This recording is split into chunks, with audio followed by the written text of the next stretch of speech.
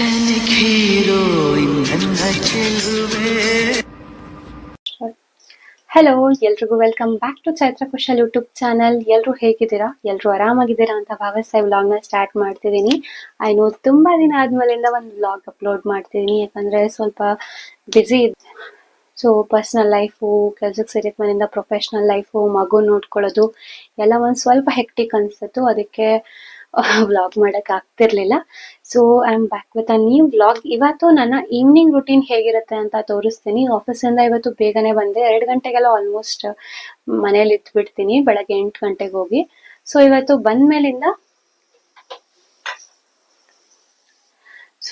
ಬಂದ್ಮೇಲಿಂದ ನನ್ನ ಡೇ ಹೇಗಿರುತ್ತೆ ಅಂತ ನಿಮ್ ಜೊತೆ ಶೇರ್ ಮಾಡ್ಕೊಳ್ಬೇಕನ್ಸ್ತು. ಸೊ ಹಾಗೆ ಇವತ್ತು ಮಗುಗೊಂದು ಹೊಸ ರೆಸಿಪಿನ ಟ್ರೈ ಮಾಡ್ತಿದ್ದೀನಿ. ಮಗುಗಂತಾನೆ ಅಲ್ಲ, ನಾವು ಕೂಡ ಟ್ರೈ ಮಾಡ್ಬೋದು, ಅಷ್ಟು ಒಂದು ಒಳ್ಳೆ ರೆಸಿಪಿನ ಟ್ರೈ ಮಾಡ್ತಿದ್ದೀನಿ. ಸೊ ಈ ವಿಡಿಯೋನ ಪೂರ್ತಿಯಾಗಿ ನೋಡಿ, ಎಲ್ಲೂ ಸ್ಕಿಪ್ ಮಾಡ್ದಿರಾ ನೋಡಿ. ಅಂಡ್ ನಿಮ್ಗೆ ವ್ಲಾಗ್ ಇಷ್ಟ ಆಗುತ್ತೆ ಅಂತ ಭಾವಿಸ್ತೀನಿ. ಇಷ್ಟ ಆದ್ರೆ ಒಂದು ಲೈಕ್ ಮಾಡಿ, ಏನ್ ಇಷ್ಟ ಆಯ್ತು ಅಂತ ಕಮೆಂಟ್ ಮಾಡಿ ತಿಳಿಸಿ. ಇನ್ನೂ ಯಾರು ನನ್ನ ಚಾನಲ್ನ ಸಬ್ಸ್ಕ್ರೈಬ್ ಮಾಡ್ಕೊಂಡಿಲ್ಲ, ಇವಾಗಲೇ ಸಬ್ಸ್ಕ್ರೈಬ್ ಮಾಡ್ಕೊಂಡು ಬೆಲ್ ಬಟನ್ನ ಕ್ಲಿಕ್ ಮಾಡಿ ಅಂತ ಹೇಳ್ತಾ let's get into the video. ಆಫೀಸಿಂದ ಬಂದಮೇಲೆ ಒಂದು ಸ್ವಲ್ಪ ಹೊತ್ತು ರೆಸ್ಟ್ ಮಾಡಿ ನಾನು ಆಮೇಲೆ ಕೆಲಸ ಸ್ಟಾರ್ಟ್ ಮಾಡೋದು. ಯಾಕಂದರೆ ಒಂದು ಸ್ವಲ್ಪ ಟಯರ್ಡ್ ಆಗಿರುತ್ತಲ್ವ, ಮತ್ತು ಒಂದು ಸ್ವಲ್ಪ ಪಾಸ್ ತೊಗೊಬೇಕು. ಈ ಮನೆ ಕೆಲಸ ಮಾಡಿ ಮತ್ತೆ ಆಫೀಸ್ಗೆ ಹೋಗಿ, ಆಫೀಸಿಂದ ಮತ್ತೆ ಮನೆಗೆ ಬಂದು ಹಾಗೆ ಇಮಿಡಿಯೇಟಾಗಿ ಸ್ಟಾರ್ಟ್ ಮಾಡಿದ್ರೆ ಮೆಂಟಲಿ ಎಕ್ಸಾಸ್ಟ್ ಆಗಿಬಿಟ್ಟಿರ್ತೀವಿ. ಸೊ ಒಂದು ಸ್ವಲ್ಪ ಪಾಸ್ ತೊಗೊಂಡು ಸ್ಟಾರ್ಟ್ ಮಾಡಿದರೆ ನಮಗೂ ರಿಫ್ರೆಶಿಂಗಾಗಿ ಅನಿಸುತ್ತೆ. ಸೊ ಒಂದು ಸ್ವಲ್ಪ ಹೊತ್ತು ರೆಸ್ಟ್ ಮಾಡಿ ಎಲ್ಲ ಕೆಲಸ ಮುಗಿಸಿ, ನಮ್ಮ ಹಸ್ಬೆಂಡು ಸ್ನ್ಯಾಕ್ಸ್ ಬೇಕು ಅಂತ ಕೇಳಿದ್ರು. ಸೊ ಮನೇಲಿ ಕಾರ್ನ್ಫ್ಲೇಕ್ಸ್ ಮಿಕ್ಸ್ಚರ್ ಇತ್ತು, ಸೊ ಅದನ್ನೇ ಚಾಟ್ ಥರ ಮಾಡಿಕೊಡೋಣ. ಸುಮ್ಮನೆ ಹಾಗೆ ಸಿಂಪಲಾಗಿ ತಿನ್ನೋದಕ್ಕಿಂತ ಈ ಥರ ವೆಜಿಟೇಬಲ್ಸ್ ಎಲ್ಲ ಆ್ಯಡ್ ಮಾಡ್ಕೊಂಡು ತಿಂದರೆ ಚೆನ್ನಾಗಿರುತ್ತೆ ಅಂತ ಅನ್ನಿಸ್ತು. ಸೊ ಅದಕ್ಕೋಸ್ಕರನೇ ಕುಕುಂಬರು, ಈರುಳ್ಳಿ, ಟೊಮ್ಯಾಟೊ, ಕ್ಯಾರೆಟ್ ತುರಿನೆಲ್ಲ ಹಾಕ್ಬಿಟ್ಟು ಒಂದು ಚಾಟ್ ಥರ ಮಾಡಿಕೊಡ್ತಾ ಇದ್ದೀನಿ. ಇದಾದ್ಮೇಲಿಂದ ಬೇರೆ ಕೆಲಸ ಏನೇನಿರುತ್ತೆ ಎಲ್ಲನೂ ಇವತ್ತೇ ಮುಗಿಸ್ಬಿಡ್ತೀನಿ. ಬಿಕಾಸ್ ಸಂಡೇ ಆಗಿರೋದ್ರಿಂದ Sunday is a rest day ನನಗೆ. ಸಂಡೇ ಬಂದರೆ ಸಾಕು, ಮನೇಲಿ ಮಲ್ಕೊಬೇಕು ಅಂತ ಅನ್ನಿಸ್ತಿರುತ್ತೆ. ಬಟ್ ರೀಸೆಂಟ್ಲಿ 2 ವೀಕ್ಸಿಂದ ಬರೀ ಟ್ರಾವೆಲ್ ಮಾಡ್ತಾನೆ ಇದ್ದೀವಿ. ಸಂಡೇ ಬಂದರೆ ಸಾಕು. ಬಟ್ ಇವತ್ತಂತೂ ಹೇಳಿಬಿಟ್ಟಿದ್ದೀನಿ, ನೆಕ್ಸ್ಟ್ ನಾಳೆ ನನಗೆ ಎಬ್ಬರಿಸಲೇಬೇಡಿ. ಬೆಳಗ್ಗೆ ನಾನು ಆರಾಮಾಗಿ ರೆಸ್ಟ್ ಮಾಡಬೇಕು ಅಂದ್ಬಿಟ್ಟು ಇವತ್ತೇ ಎಲ್ಲ ಕೆಲಸನೂ ಮುಗಿಸ್ಬಿಟ್ಟಿದ್ದೀನಿ. ಮಗು ಬಟ್ಟೆ ಒಗೆಯೋದು, ನನ್ನ ಪಾತ್ರೆ ತೊಳ್ಕೊಳ್ಳೋದು, ಮನೆ ಗುಡಿಸೋದು, ಒರೆಸೋದು, ಏನೇನು ಕೆಲಸ ಇರುತ್ತೆ ಇವತ್ತು ಎಲ್ಲ ಮುಗಿಸ್ಬಿಟ್ಟು ಮಲ್ಕೊಂಬಿಟ್ರೆ ನಾಳೆ ಆರಾಮಾಗಿ ಎದ್ದು ನಾಷ್ಟ ಮಾಡೋದು, ಊಟ ಮಾಡೋದು ಅಷ್ಟೇ ಇರುತ್ತೆ. ಒಂದು ಸ್ವಲ್ಪ ರೆಸ್ಟ್ ಸಿಕ್ಕಂಗೆ ಆಗುತ್ತೆ, ಮತ್ತು ಗಡಿಬಿಡಿ ಏನೂ ಇರೋಲ್ಲ ಅಂದ್ಬಿಟ್ಟು ಸ್ಯಾಟರ್ಡೇಸೇ ಇದೆಲ್ಲ ಮಾಡ್ಕೊಂಡು ಬಿಡ್ತೀನಿ ಆಲ್ಮೋಸ್ಟು. ಸೊ ಮನೆಗೆ ಬಂದಮೇಲಿಂದ ಮಗುಗೆ ರಾಗಿ ಸರಿನ ಮಾಡಿ ಈವ್ನಿಂಗ್ ಸ್ನ್ಯಾಕಿಗೆ ಕೊಟ್ಬಿಡ್ತೀನಿ. ರಾಗಿ ಸರಿ ತಿನ್ಕೊತಾಳೆ. ಸೊ ಅದನ್ನೇ ಹಾಕಿ ಕೊಡ್ತಾಯಿದ್ದೀನಿ. ಅವರಪ್ಪ ತಿನ್ಸೋ ತನಕ ನಾನು ಈ ಚಾಟ್ ಪ್ರಿಪೇರ್ ಮಾಡಿಬಿಡ್ಬೋದು ಅಂದ್ಬಿಟ್ಟು ಅವಳಿಗೆ ಹಾಕಿ ಕೊಟ್ಟು ಆಮೇಲೆ ಮಿಕ್ಕಿದ ಕೆಲಸನ ಮಾಡ್ತಾಯಿದ್ದೀನಿ. ಅವಳಿಗೆ ಈವ್ನಿಂಗ್ ಸ್ನ್ಯಾಕಾಗಿ ಆಲ್ಮೋಸ್ಟ್ ರಾಗಿ ಸರಿನೇ ಕೊಟ್ಬಿಡ್ತೀನಿ 6 ಗಂಟೆ ಹಂಗೆ. ಆಮೇಲೆ 8 ಗಂಟೆ ಹಂಗೆ ಊಟ ಮಾಡಿಸಿದ್ರೆ ಸರಿ ಹೋಗುತ್ತೆ ಅಂತ. ಕೆಲಸದಿಂದ ಆ್ಯಕ್ಚುಲಿ ಬೇಗ ಬಂದ್ರೂ ಒಂದು ಸ್ವಲ್ಪ ಟಯರ್ಡ್ ಫೀಲಿಂಗೇ ಆಗ್ತಾಯಿದೆ ಈ ನಡುವೆ. ಬಟ್ ಗೊತ್ತಿಲ್ಲ ಯಾಕೆ ಅಂತ. 2 ಗಂಟೆಗೆ ಮನೇಲಿ ಇದ್ಬಿಡ್ತೀನಿ, ಆದರೂ ಒಂದು ಸ್ವಲ್ಪ ಹೊತ್ತು ರೆಸ್ಟ್ ಮಾಡಿ ನಿಧಾನಕ್ಕೆ ಮಾಡ್ಕೊತೀನಿ, ಏನೂ ಕೆಲಸ ಇರೋದಿಲ್ಲ ಅಂತ. ಕೆಲವೊಂದು ಸಲ ನಾನು ಆಫೀಸಿಂದ ಬರೋಕ್ಕೆ ಮುಂಚೆ ನನ್ನ ಹಸ್ಬೆಂಡ್ ಏನಾದ್ರು ಕೆಲಸ ಮಾಡಿಟ್ಟಿರ್ತಾರೆ, ಬಂದು ಅಡುಗೆ ಮಾಡೋದು ಅಷ್ಟೇ ಇರುತ್ತೆ. ಸೊ ಮನೇಲಿ ಬಂದು ಒಂದು ಸ್ವಲ್ಪ ರೆಸ್ಟ್ ಮಾಡಿನೇ ನಿಧಾನಕ್ಕೆ ಡೇನ ಸ್ಟಾರ್ಟ್ ಮಾಡ್ತೀನಿ ಈವ್ನಿಂಗ್ ಹೊತ್ತು. ಬಟ್ ಒಂದು ಸ್ವಲ್ಪ ಪ್ರೊಡಕ್ಟಿವ್ ಆಗಿರಬೇಕು ಅಂತ ಈ ನಡುವೆ ಅಂದ್ಕೊಂಡಿದ್ದೀನಿ. ಬಟ್ ಆಗ್ತಾಯಿಲ್ಲ, ನೋಡೋಣ ನೆಕ್ಸ್ಟ್ ಕಮಿಂಗ್ ಡೇಸಲ್ಲಿ ಆಗ್ಬೋದೇನೋ. ಸೊ ಅಷ್ಟೇ, ಅದನ್ನೆಲ್ಲ ತೋರಿಸಿದ್ನಲ್ಲ, ಅದು ವೆಜಿಟೇಬಲ್ಸ್ನೆಲ್ಲ ಹಾಕಿ ಕಾರ್ನ್ಫ್ಲೇಕ್ಸ್ ಮಿಕ್ಸ್ಚರ್ ಹಾಕಿಬಿಟ್ರೆ ನಮ್ಮದು ರೆಡಿ ಆಗಿಬಿಡತ್ತೆ ಚಾಟು. ಅದಕ್ಕೋಸ್ಕರ ಸಿಂಬಾ ಕಾಯ್ಕೊಂಡು ಕೂತಿದ್ದಾನೆ. ಮಗುಗೆ ರಾಗಿ ಸರಿ ತಿನ್ನಿಸ್ತಾಯಿದ್ರು. ಅವಳಿಗೋಸ್ಕರ ಕುಕುಂಬರ್ನ ಸಹ ಕಟ್ ಮಾಡಿಕೊಂಡೆ ತಿನ್ನಲಿ ಅಂದ್ಬಿಟ್ಟು. ಸೊ ಅದನ್ನು ಮುಗಿಸಿದಾದ್ಮೇಲೆ ಇವಾಗ ಅವ್ರು ಆಟ ಆಡ್ತಾಯಿದ್ರು. ಹಾಗೆ ನಾನು ನೈಟ್ ಡಿನ್ನರ್ಗೆ ಪ್ರಿಪೇರ್ ಮಾಡಿಬಿಡೋಣ ಅಂದ್ಬಿಟ್ಟು ಬ್ರಾಕ್ಲಿ ಮತ್ತು ಪೊಟ್ಯಾಟೋನ ಹಾಕಿ ಕಟ್ಲೆಟ್ ಥರ ಮಾಡ್ತಿದ್ದೀನಿ. ಮಕ್ಕಳಿಗೆ ಸಿಕ್ಕಾಪಟ್ಟೆ ಇಷ್ಟ ಆಗುತ್ತೆ. ನನ್ನ ಮಗುಗಂತೂ ತುಂಬ ಇಷ್ಟ ಆಯಿತು. ಆ್ಯಂಡ್ ಇವಾಗ ಬ್ರಾಕ್ಲಿ ಸೀಸನಲ್ಲಿದೆ. ಸೊ ಎಷ್ಟು ಬೇಗ ಸೀಸನಲ್ಲಿದೆ ಅಷ್ಟು ಬೇಗ ತೊಗೊಂಡು ಬಂದು ನೀವು ಇದನ್ನು ಒಂದು ಸಲ ಟ್ರೈ ಮಾಡಲೇಬೇಕು.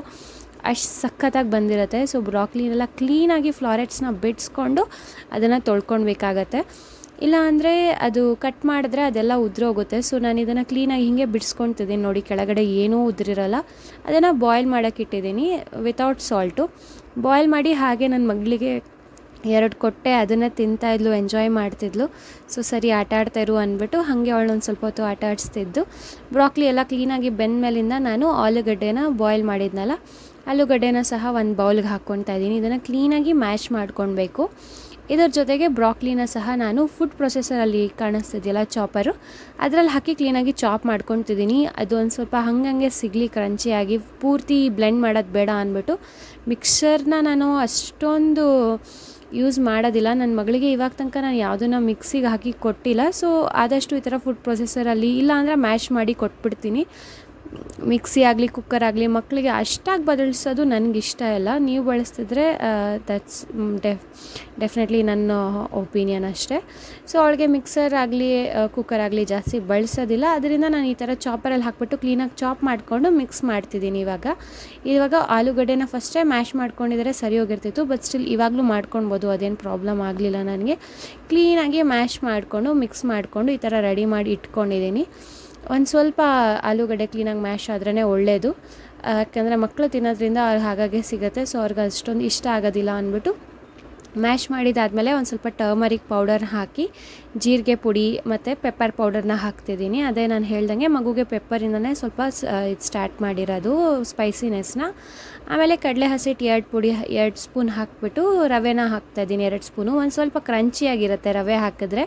ಆ್ಯಂಡ್ ಕಡಲೆ ಹಸಿಟ್ಟು ಬೈಂಡಿಂಗ್ ಹಾಕ್ತಿದ್ದೀವಿ. ಸೊ 2 ಸ್ಪೂನ್ ಕಡಲೆ ಹಸಿಟ್ಟು, ಒಂದು ಸ್ವಲ್ಪ ರವೆ ಎಲ್ಲ ಹಾಕ್ಬಿಟ್ಟು, ಇದಕ್ಕೇನು ಖಾರದ ಪುಡಿ ಹಾಕ್ತಿಲ್ಲ ನಾನು, ಯಾಕಂದರೆ ಮಗುಗೆ ತಿನ್ನಿಸಿರೋದು ಜಾಸ್ತಿ ಖಾರ ಆಗುತ್ತೆ ಅಂತ. ಫಸ್ಟು ಅವಳಿಗೆ ಮಾಡಿಬಿಟ್ಟು ಆಮೇಲೆ ಸ್ವಲ್ಪ ಚಿಲ್ಲಿ ಫ್ಲೇಕ್ಸ್ ಹಾಕ್ಬಿಟ್ಟು ನಾವು ಮಾಡ್ಕೊಂಡ್ವಿ ಅಷ್ಟೇ.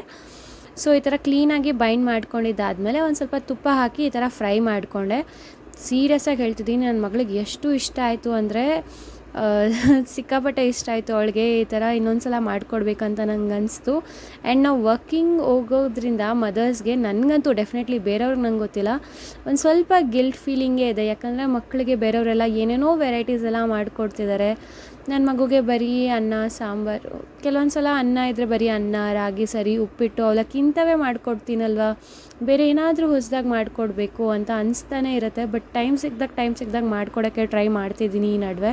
ಆ್ಯಂಡ್ ಅವ್ರಿಗೂ ನಮಗೆ ಸೇಮ್ ಫುಡ್ ತಿಂತಾಯಿದ್ರೆ ಬೋರಿಂಗ್ ಆಗಿಬಿಡತ್ತೆ. ಸೊ ಅವಳಿಗೆ ಬೇರೆ ನಾನು ಜಾಸ್ತಿ ವೆರೈಟೀಸ್ನ ಇಂಟ್ರೊಡ್ಯೂಸ್ ಮಾಡಿರೋದ್ರಿಂದ ಎವ್ರಿ ಡೇ ಒಂದೇ ಥರ ತಿಂದರೆ ಬೋರ್ ಆಗುತ್ತೆ ಅಂತ ನನಗೊಂದು ಸ್ವಲ್ಪ ಗಿಲ್ಟ್ ಕಾಡ್ತಾ ಇರತ್ತೆ. ಮಗುಗೂ ಬೇರೆ ಬೇರೆ ಫುಡ್ ಮಾಡಿಕೊಡ್ಬೇಕು, ಟ್ರೈ ಮಾಡಬೇಕು ಅಂತ. ಸೊ ಅವಳಿಗೆ ಮಾಡಿಕೊಟ್ಮೇಲೆ ನನ್ನ ತಂಗಿ ತಿನ್ನಿಸ್ತಾ ಇದ್ಲು. ಅದಾದಮೇಲಿಂದ ಅವಳ ಕೈಗೆ ಒಂದು ಸ್ವಲ್ಪ ಕೊಟ್ವಿ. ಅವಳು ಎತ್ಕೊಂಡು ತಿಂದು ಎಂಜಾಯ್ ಮಾಡ್ಕೊಂಡು ತಿಂದಳು. ಸೀರಿಯಸ್ಲಿ ಹೇಳಬೇಕಂದ್ರೆ ಸಖತ್ತಾಗಿ ಎಂಜಾಯ್ ಮಾಡ್ಕೊಂಡೇ ತಿಂದು. ಬೇಕಿದ್ರೆ ನೀವೇ ನೋಡ್ಬೋದು, ಸಖತ್ತಾಗಿತ್ತು. ನನಗಂತೂ ಫುಲ್ ಇಷ್ಟ ಆಯಿತು. ನಾವು ತಿಂದ್ವಿ. ಚಿಲ್ಲಿ ಫ್ಲೇಕ್ಸ್ ಎಲ್ಲ ಹಾಕಿದ್ಮೇಲೆ ಒಂದು ಸ್ವಲ್ಪ ಸ್ಪೈಸಿಯಾಗಿ ಚೆನ್ನಾಗೇ ಇತ್ತು. ಅವಳಿಗೊಂದು ಸ್ವಲ್ಪ ಬ್ಲ್ಯಾಂಡಾಗಿ ಮಾಡಿಕೊಟ್ಟಿದ್ದೆ ಅಷ್ಟೇ. ಸೊ ಮಗುಗೆ ಈ ಥರ ಮಾಡಿಕೊಡ್ತಾಯಿದ್ರೆ ಅವಾಗವಾಗ ಚೆನ್ನಾಗಿರುತ್ತೆ ಅನಿಸ್ತು. ಆ್ಯಂಡ್ ಡಿಫ್ರೆಂಟಾಗಿ ಮಾಡಿದ್ರೆ ಅವ್ರಿಗೂ ಇಷ್ಟ ಆಗುತ್ತೆ. ಏನೋ ಕಲರ್ಫುಲ್ಲಾಗೆಲ್ಲ ಮಾಡಿಕೊಟ್ಟಿದ್ದಾರೆ ಅಂತ, ಆ್ಯಂಡ್ ಅವ್ರಿಗೇನೋ ಒಂದು ಮಾಡಿಕೊಟ್ಟಿದ್ದೀವಿ ಅಂತ ನಮಗೂ ಒಂದು ಖುಷಿ ಇರುತ್ತೆ. ಸೊ ನಿಮ್ಮ ಮಗುಗೂ ಇನ್ನೂ ಬರೀ ರಾಗಿ ಸರಿ, ಅನ್ನ ಅಷ್ಟೇ ತಿನ್ನಿಸ್ತಿದ್ರೆ ಡಿಫ್ರೆಂಟ್ ವೆಜಿಟೇಬಲ್ಸ್ನ ಇಂಟ್ರೊಡ್ಯೂಸ್ ಮಾಡಿ ಮಕ್ಳಿಗೂ ಟೆಕ್ಸ್ಚರ್ಸು, ಫ್ಲೇವರ್ಸ್ ಎಲ್ಲ ಒಂದು ಸ್ವಲ್ಪ ಎಕ್ಸ್ಪೀರಿಯೆನ್ಸ್ ಆಗಬೇಕು. ಇವಾಗಲಿಂದ ಅಭ್ಯಾಸ ಮಾಡಿಸಿದ್ರೇ ಅವ್ರು ಮುಂದೆ ಫ್ಯೂಚರಲ್ಲಿ ವೆಜಿಟೇಬಲ್ಸು, ಫ್ರೂಟ್ಸ್ ಕಡೆ ಅವ್ರಿಗೆ ಒಂದು ಸ್ವಲ್ಪ ಇಂಟ್ರೆಸ್ಟ್ ಬರುತ್ತೆ. ಇವಾಗಲಿಂದ ನೀವು ಬರೀ ರಾಗಿ ಸರಿ, ಬ್ಲ್ಯಾಂಡ್ ಫುಡ್ನ, ರೈಸು ಅಂಥದ್ದೇ ತಿನ್ನಿಸ್ಕೊಂಡಿದ್ರೆ ದೊಡ್ಡವರಾದಮೇಲೆ ಅವರು ವೆಜಿಟೇಬಲ್ಸ್, ಫ್ರೂಟ್ಸ್ನೆಲ್ಲ ತಿನ್ನೋ ಚಾನ್ಸಸ್ ಕಡಿಮೆ ಇರುತ್ತೆ. ಸೊ ನಾವು ಮನೇಲಿ ಹೇಗೆ ತಿಂತಿರ್ತೀವಿ, ಮಕ್ಕಳು ನಮ್ಮನ್ನ ನೋಡಿ ಕಲಿತಾರೆ. ಸೊ ನಾವು ಆದಷ್ಟು ವೆಜಿಟೇಬಲ್ಸ್ನ ಇನ್ಕ್ಲೂಡ್ ಮಾಡಿಕೊಂಡ್ರೆ ಅದರಲ್ಲಿ ಏನೂ ತಪ್ಪೇ ಇಲ್ಲ. ಆಚೆಗಡೆಯಿಂದ ಪ್ರೊಸೆಸ್ ಫುಡ್ ತಿನ್ಸೋದ್ಕಿಂತ ವೆಜಿಟೇಬಲ್ಸ್ ಮತ್ತು ಫ್ರೂಟ್ಸ್ನ ಇಂಟ್ರೊಡ್ಯೂಸ್ ಮಾಡಿ ಅಂತ ಹೇಳ್ತೀನಿ ಅಷ್ಟೇ. ಮಗುಗೆ ತಿನ್ನಿಸ್ತಾ ಇದ್ಲು ನನ್ನ ತಂಗಿ. ಹಾಗೆ ನಾನಿಲ್ಲಿ ಒಂದು ಸ್ವಲ್ಪ ಜೋಳದ ಹಿಟ್ಟಿತ್ತು, ಜೋಳದ ರೊಟ್ಟಿ ಮಾಡ್ಕೊಳ್ಳೋಣ. ಫಸ್ಟ್ ಟೈಮ್ ಟ್ರೈ ಮಾಡ್ತಿದ್ದೀನಿ, ಹೇಗೆ ಬರುತ್ತೋ ಅಂತೂ ನನಗಂತೂ ಸೀರಿಯಸ್ಸಾಗಿ ಗೊತ್ತಿಲ್ಲ. ನಮ್ಮ ಆಫೀಸಲ್ಲಿ ಆಲ್ಮೋಸ್ಟ್ ಎಲ್ಲರೂ ಉತ್ತರ ಕರ್ನಾಟಕದವರೇ ಇದ್ದಾರೆ. ತುಂಬ ಜನ ಹೇಳಬೇಕಂದ್ರೆ ಆ ಕಡೆ ಇರೋರೆ ತುಂಬ ಜನ ಆಫೀಸಿಗೆ ಬಂದು ಜಾಯ್ನ್ ಆಗಿರೋದ್ರಿಂದ ಅವ್ರ ಲಂಚ್ ಬಾಕ್ಸ್ಗಳಿಗೆ ಆಲ್ಮೋಸ್ಟ್ ಜೋಳದ ರೊಟ್ಟಿ ತರ್ತಾರೆ. ಆ್ಯಂಡ್ ನನಗೆ ಹೇಗಪ್ಪ ಅಂದರೆ ಬೇರೆ ಕಡೆ ಫುಡ್ಸ್ನ ತಿನ್ನಬೇಕು, ಟ್ರೈ ಮಾಡಬೇಕಂದ್ರೆ ನನಗೆ ಸಿಕ್ಕಾಪಟ್ಟೆ ಇಷ್ಟ ಫಸ್ಟಿಂದನೂ. ಅದು ನಾರ್ತ್ ಇಂಡಿಯಾ ಫುಡ್ ಆಗಿರ್ಬೋದು, ನಾರ್ತ್ ಕರ್ನಾಟಕ ಫುಡ್ ಆಗಿರ್ಬೋದು, ಅಥವಾ ಕೇರಳ ಸೈಡು, ಆಂಧ್ರ ಸ್ಟೈಲು, ಆ ಥರ ಎಲ್ಲ ತಿನ್ನೋಕ್ಕೆ ನಂಗೊಂದು ಸ್ವಲ್ಪ ಇಷ್ಟ ಆಗುತ್ತೆ. ಸೊ ಅವ್ರು ಜೋಳದ ರೊಟ್ಟಿ ಮಾಡ್ಕೊಂಡು ಬರುವಾಗ ನನಗೂ ಒಂದು ಎಕ್ಸ್ಟ್ರಾನೇ ತರ್ತಾರೆ ಇವಾಗ ನಾನು ತಿಂತೀನಿ ಅಂತ. ಸೊ ನಾನು ಕೇಳಿದೆ, ನನಗೂ ಒಂದು ಸಲ ಟ್ರೈ ಮಾಡಬೇಕಂತ ಅನ್ನಿಸ್ತಾ ಇತ್ತು. ಸೊ ನನಗೂ ಒಂದು ಸ್ವಲ್ಪ ಹಿಟ್ಟು ತಂದುಕೊಡಿ, ನೀವು ನೆಕ್ಸ್ಟ್ ಟೈಮ್ ಊರಿಗೆ ಹೋದಾಗ ನಾನು ಒಂದು ಸಲ ಟ್ರೈ ಮಾಡ್ತೀನಿ ಅಂತ ಹೇಳಿದ್ದೆ. ಸೊ ಸರಿ ಅಂತ ಅವ್ರು ತಂದುಕೊಟ್ಟು 1 ವಾರದ ಮೇಲಾಗಿತ್ತು. ನನಗಂತೂ ಟೈಮ್ ಸಿಕ್ಕೇ ಇರಲಿಲ್ಲ. ರಾತ್ರಿ ಡಿನ್ನರ್ಗೆ ಮಧ್ಯಾಹ್ನ ಏನು ಮಾಡಿರ್ತೀವೋ ಕೆಲವೊಂದು ಸಲ ಅದನ್ನೇ ಮಾಡ್ಕೊಂಡು ತಿಂದುಬಿಡ್ತಿದ್ದೆ. ಇಲ್ಲಾಂದರೆ ಬೇರೆ ಏನಾದರೂ ಮಾಡ್ಕೊತಿದ್ದೆ, ಒಂದು ಸ್ವಲ್ಪ ಟೈಮ್ ಸೇವ್ ಆಗೋ ಥರ, ಅವಳು ನೋಡ್ಕೊಂಡು ಮಾಡೋದಕ್ಕೆ ಕಷ್ಟ ಆಗುತ್ತೆ ಅಂತ. ಸೊ ಇವತ್ತು ನನ್ನ ತಂಗಿ ಇದ್ಲು, ಮಗು ನೋಡ್ಕೊತಿದ್ಲು ಅಂದ್ಬಿಟ್ಟು ನಾನು ಒಂದು ಸ್ವಲ್ಪ ಜೋಳದ ರೊಟ್ಟಿ ಮಾಡ್ಕೊಂಬಿಡೋಣ ಅಂತ ಫಸ್ಟ್ ಟೈಮ್ ಟ್ರೈ ಮಾಡ್ತಿದ್ದಿದ್ದು. ಯಾವುದೇ ಯೂಟ್ಯೂಬ್ ವೀಡಿಯೋ ನೋಡಿಲ್ಲ, ಏನೂ ಮಾಡಿಲ್ಲ. ಅವ್ರನ್ನೊಂದು ಸಲ ಕೇಳಿಕೊಂಡೆ, ಅವರು ಹಿಟ್ಟು ಕೊಡುವಾಗ ಅಷ್ಟೇ 1 ವಾರದ ಹಿಂದೆ. ಅವ್ರು ಏನು ಹೇಳಿದ್ರು ಅದನ್ನ ನೆನ್ಪಿಟ್ಕೊಂಡು ಮಾಡಿದೆ ಅಷ್ಟೇ. ಬಟ್ ಹೆಂಗೆ ಬರುತ್ತೆ ಏನೂ ಐಡಿಯಾ ಇಲ್ಲ. ಅದು ಮಾಡ್ತಾನೆ ತಲೆಯಲ್ಲಿ ಏನೇನೋ ಕ್ವೆಶನ್ಸ್ ಓಡ್ತಿತ್ತು, what I am doing with my life ಅನ್ನೋ ಥರ. ಬಟ್ ಒಂದು ರೇಂಜಿಗೆ ಚೆನ್ನಾಗಿ ಬಂದಿತ್ತು. ಆ್ಯಂಡ್ ಇನ್ನೊಂದು ವಿಷಯ ಏನಂದರೆ ಸ್ಯಾಟರ್ಡೇ ಆಗಿರೋದ್ರಿಂದ ನನ್ನ ಹಸ್ಬೆಂಡು ಮದುವೆಗೆ ಹೋಗ್ಬಿಟ್ರು, ನನಗೆ ಡಿನ್ನರ್ ಬೇಡ ಅಂದರು. ಸೊ ಇದು ಒಳ್ಳೆ ಚಾನ್ಸು ಇದನ್ನು ಟ್ರೈ ಮಾಡೋದಕ್ಕೆ. ಯಾಕಂದರೆ ಕೆಲವೊಂದು ಸಲ ನಾನು ಏನಾದರೂ ಪ್ರಯೋಗ ಮಾಡಿ ಚೆನ್ನಾಗಿ ಬಂದಿಲ್ಲ ಅಂದರೆ ಸಿಕ್ಕಾಬಟ್ಟೆ ಮಾತು ಅನ್ಸ್ಕೊಳ್ಬೇಕಾಗತ್ತೆ. ನಾನು ಏನಿದು ಹಿಂಗೆ ಮಾಡಿದ್ಯಾ, ತಿನ್ನೋದಾದರೂ ಚೆನ್ನಾಗಿ ಮಾಡು, ಹಾಗೆ ಹೆಂಗೆ ಅಂತ ಹೇಳ್ತಿರ್ತಾರೆ. ಸೊ ಇವತ್ತು ಜೋಳದ ರೊಟ್ಟಿ ಟ್ರೈ ಮಾಡ್ತಿದ್ದೀನಿ. ಚೆನ್ನಾಗಿ ಬಂದಿಲ್ಲ, ನಾನು ಒಬ್ಬಳೇ ತಿನ್ನೋದು. ಸೊ ಇಟ್ಸ್ ಓಕೆ, ಹೆಂಗೆ ಬರುತ್ತೋ ನೋಡೋಣ, ಎಕ್ಸ್ಪರಿಮೆಂಟ್ ಅಲ್ವಾ ಅಂದ್ಬಿಟ್ಟು ಮಾಡ್ತಾಯಿದ್ದೀನಿ. ಅದೇ ಅವ್ರು ಹೇಳ್ದಂಗೆ ಹಿಟ್ಟಿಗೆ ಒಂದು ಸ್ವಲ್ಪ ಬಿಸಿನೀರು ಹಾಕಿ ಕ್ಲೀನಾಗಿ ನಾದ್ಕೊಂಡೆ. ಆ ಜಿಗಿಟ್ ಬರಬೇಕಂತೆ. ಸೊ ಅದು ಮಾಡಿಲ್ಲ, ಫಸ್ಟ್ ಟೈಮ್ ಮಾಡ್ತಿರೋದು. ಎಂಥ ಜಿಗಿಟೋ ನನಗಂತೂ ಅರ್ಥ ಆಗಿಲ್ಲ. ಆದರೂ ಹೆಂಗಾಗುತ್ತೋ ಹಂಗೆ ನಾದ್ಕೊಂಡೆ. ಇನ್ನೊಂದು ಸ್ವಲ್ಪ ಚೆನ್ನಾಗಿ ನಾದ್ಕೊಂಡಿರಬೇಕಿತ್ತು ಅಂತ ಅನಿಸುತ್ತೆ. ನನಗೆ ಕರೆಕ್ಟಾಗಿ ಗೊತ್ತಿಲ್ಲ ಹೇಗೆ ಮಾಡೋದು, ಇಲ್ಲ ನೀರು ಜಾಸ್ತಿ ಆಯಿತೋ ಕಡಿಮೆ ಆಯಿತೋ ಏನೋ ಗೊತ್ತಿಲ್ಲ. ಯಾವುದೇ ಯೂಟ್ಯೂಬ್ ವಿಡಿಯೋ ನೋಡಿಲ್ಲ ಸೀರಿಯಸ್ಲಿ ಹೇಳಬೇಕಂದ್ರೆ. ಸೊ ಅದಾದಮೇಲಿಂದ ಹೇಗೋ ಕಲಿಸಿದೆ, ಒಂದು ರೇಂಜಿಗೆ ಬಂದಿದೆ. ಚಪಾತಿ ಹಿಟ್ಟಿಗಿಂತ ತೆಳು ಇರಬೇಕಂತ ಹೇಳಿದರು. ಸೊ ಹಾಗೆ ಲಟ್ಟಿಸ್ಕೊಂಡೆ. ಅವರು ತಟ್ಟಾದರೂ ಮಾಡ್ಬೋದು, ಲಟ್ಸಾದರೂ ಮಾಡ್ಬೋದು ಅಂದರು. ಸೊ ಅದು ಫಸ್ಟ್ ಟೈಮ್ ಎತ್ತಿ ಹಿಂಗೆ ಲಟ್ಸೋವಾಗ ಚೆನ್ನಾಗಿ ಬಂತು. ಅದು ನೋಡಿ ಫುಲ್ ಖುಷಿ ಆಗೋಯ್ತು. ಎತ್ತಿದ್ರೆ ಅರ್ಧೋಯ್ತು.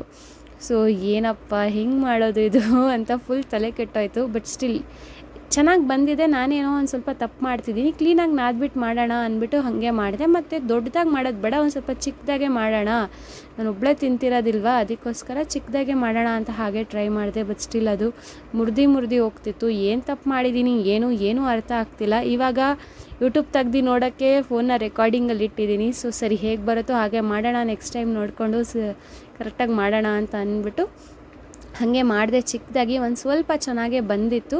ಬಟ್ ಅವ್ರು ಮಾಡೋ ಥರ ಸಾಫ್ಟಾಗಿ ಬಂದಿಲ್ಲ ರೊಟ್ಟಿ. ಏನು ತಪ್ಪು ಮಾಡಿದ್ದೀನಿ ಅಂತ ಗೊತ್ತಿಲ್ಲ. ನಿಮಗೆ ಯಾರಿಗಾದ್ರೂ ರೊಟ್ಟಿ ಮಾಡೋಕ್ಕೆ ಗೊತ್ತಿದ್ದರೆ ಒಂದು ಸ್ವಲ್ಪ ಕಮೆಂಟಲ್ಲಿ ಹೇಳಿ ಹೇಗೆ ಮಾಡೋದು ಅಂತ. ಮತ್ತು ಇನ್ನೊಂದು ಯೂಟ್ಯೂಬ್ ವೀಡಿಯೋನ ನಾನು ಆಮೇಲೆ ನೋಡಿದೆ ಮಾಡಿದ್ದಾದಮೇಲೆ. ಸೊ ಅವರು ಬಿಸಿನೀರಿಗೆ ಹಾಕಿ ಮುದ್ದೆ ಥರ ಮಾಡಿದರು. ಸೊ ನೆಕ್ಸ್ಟ್ ಟೈಮ್ ಅದೇ ಥರ ಟ್ರೈ ಮಾಡಬೇಕಂತ ಅಂದ್ಕೊಂಡಿದ್ದೀನಿ.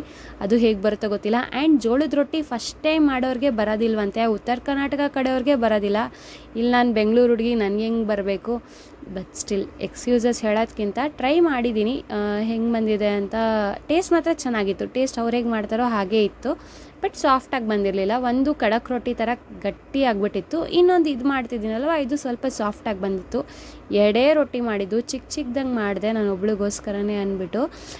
ಓಕೆ ತಿನ್ಬೋದು ಅನಿಸ್ತು. ಬಟ್ ಇನ್ನೊಂದು ಸಲ ಟ್ರೈ ಮಾಡ್ತೀನಿ, ಆವಾಗ ಚೆನ್ನಾಗಿ ಬರುತ್ತೆ ಅಂತ ನನಗನ್ಸುತ್ತೆ. ಬಟ್ ಏನು ತಪ್ಪು ಮಾಡಿದ್ದೀನಿ, ಏನಾದರೂ ಟಿಪ್ಸು ಟ್ರಿಕ್ಸ್ ಇದ್ದರೆ ಕಮೆಂಟಲ್ಲಿ ಹೇಳಿ, ನೆಕ್ಸ್ಟ್ ಟೈಮ್ ಅದನ್ನು ಟ್ರೈ ಮಾಡ್ತೀನಿ. ಆ್ಯಂಡ್ ಮಗುದು ಊಟ ಮುಗ್ದಿತ್ತು. ನಾನು 2 ರೊಟ್ಟಿ ಮಾಡಿಕೊಂಡು ಇದ್ರ ಜೊತೆಗೆ ಕಾಂಬಿನೇಷನ್ಗೆ ಬಾಳೆಕಾಯಿ ಪಲ್ಯ ಮಾಡ್ಕೊಂಡಿದ್ದೆ. ಸಖತ್ತಾಗಿ ಬಂದಿತ್ತು. ತುಂಬ ಸಿಂಪಲಾಗಿ ಮಾಡಿಕೊಂಡೆ. ಸುಮ್ಮನೆ ಈರುಳ್ಳಿ ಟೊಮೆಟೊ ಅದನ್ನು ಒಗ್ಗರಣೆ ಹಾಕ್ಕೊಂಡು ಬಾಳೆಕಾಯಿನ ಹಾಕಿ ಬೇಯಿಸ್ಬಿಟ್ಟು ಉಪ್ಪು ಸಾಂಬಾರು ಪುಡಿ ಇಷ್ಟೇ ಹಾಕಿದ್ದು. ತುಂಬ ಟೇಸ್ಟಿಯಾಗಿ ಬಂದಿತ್ತು. ಈ ಜೋಳದ ರೊಟ್ಟಿ ಹಾಕ್ತಿರೋ ಅಧ್ವಾನ ನೋಡಿಬಿಟ್ಟು ಒಂದು ಸ್ವಲ್ಪ ಬೇಜಾರಾಯಿತು. ಬಟ್ ಸ್ಟಿಲ್ ಒಂದು ರೇಂಜಿಗೆ ಚೆನ್ನಾಗೇ ಬಂದಿದೆ. ಹೇಳ್ಕೊಳ್ಳೋ ಅಷ್ಟು ಕೆಟ್ಟದಾಗೇನು ಬಂದಿರಲಿಲ್ಲ. ಈ ಥರ ಸುಡುವಾಗ ಒಂಚೂರು ನೀರು ಹಾಕಬೇಕು ಅಂತ ಹೇಳಿದ ನೆನಪಿತ್ತು. ಅದೇ ಅಂದಾಜು ಮೇಲೆ ಹಾಕಿದೆ. ನೋಡಿ ಸ್ವಲ್ಪ ಚೆನ್ನಾಗಿ ಅನಿಸ್ತು. ಸ್ವಲ್ಪ ಕಿತ್ತು ಹೋಗ್ತಿತ್ತು, ಬಿಟ್ಟರೆ ಇನ್ನೆಲ್ಲ ಸಕ್ಕತ್ತಾಗಿತ್ತು. ನೆಕ್ಸ್ಟ್ ಒನ್ ಅಂತೂ ಸಾಫ್ಟಾಗಿ ಆಗಿತ್ತು. ಅದು ನಂಗೆ ಸಿಕ್ಕಾಪಟ್ಟೆ ಇಷ್ಟ ಆಯಿತು. ಸೊ ಹೇಗೆ ಇದರಲ್ಲಿ ತುಂಬ ಥರ ಇದೆ ಅನಿಸುತ್ತೆ. ಒಂದು ಸ್ವಲ್ಪ ರೂಲ್ಸ್ ಆ್ಯಂಡ್ ರೆಗ್ಯುಲೇಷನ್ಸ್, ಹೈ ಫ್ಲೇಮಲ್ಲೇ ಸುಡಬೇಕು, ಈ ಥರನೇ ತಟ್ಟಬೇಕು, ಈ ಥರನೇ ನಾದಬೇಕು ಅಂತ. ಬಟ್ ಅದು ಗೊತ್ತಿಲ್ಲ. ನೆಕ್ಸ್ಟ್ ಟೈಮ್ ನಾನು ಪಕ್ಕ ಕ್ಲೀನಾಗಿ ಇನ್ಸ್ಟ್ರಕ್ಷನ್ಸ್ನ ಕೇಳಿಕೊಂಡು ಇನ್ನೊಂದು ಸಲ ಪಕ್ಕ ಟ್ರೈ ಮಾಡಿ ರೆಸಿಪಿನ ಶೂಟ್ ಮಾಡಿ ನಿಮಗೆ ಶೇರ್ ಮಾಡ್ತೀನಿ. ಸೊ ಇವತ್ತಿನ ಜೋಳದ ರೊಟ್ಟಿ ಕತೆ ಹೀಗಾಗಿತ್ತು. ಚೆನ್ನಾಗಿತ್ತು.